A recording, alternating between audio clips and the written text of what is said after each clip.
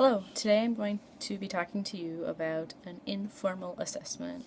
An informal assessment is something that's not necessarily a state test or something that is going to be specifically testing a student, but rather a teacher-made assessment for it to be informal just to see where the student's progress is going in the classroom. And today I'm presenting to you an informal assessment called peer assessment. Well, what is peer assessment? Peer assessment is where the students are basically in charge of assessing themselves and can involve assessing other students. For example, if we're doing mathematics in general is already a very hard subject to get into for students. It's very hard for students to connect well to it or to really relate to it depending on the subject matter in mathematics.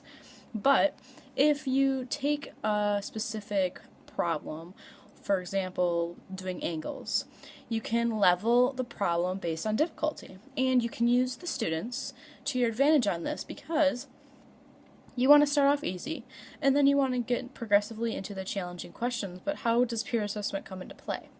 Well, for example, one example was to bring the easy questions up onto a board, and you can either use index cards, a board game type of situation, or post-its, and put a question on the post-its and leave it up on the board.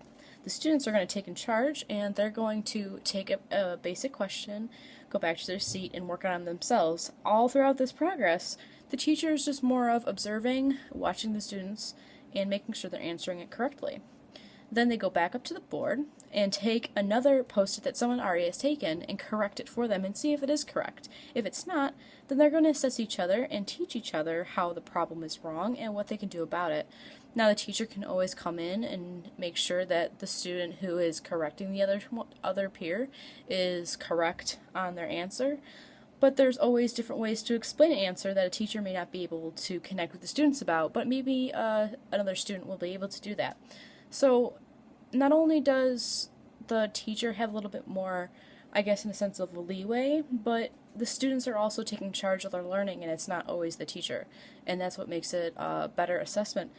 And of course, the teacher can always come in, stop whatever is going on, as long as the classroom management is in order.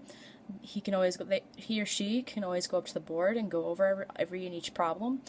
But it's definitely a more organized fashion where it's not just test taking, it's actually peers working together. They're the ones learning and teaching each other, and not always the teacher just lecturing in the classroom. So I believe peer assessment is a great informal assessment to use. Thank you.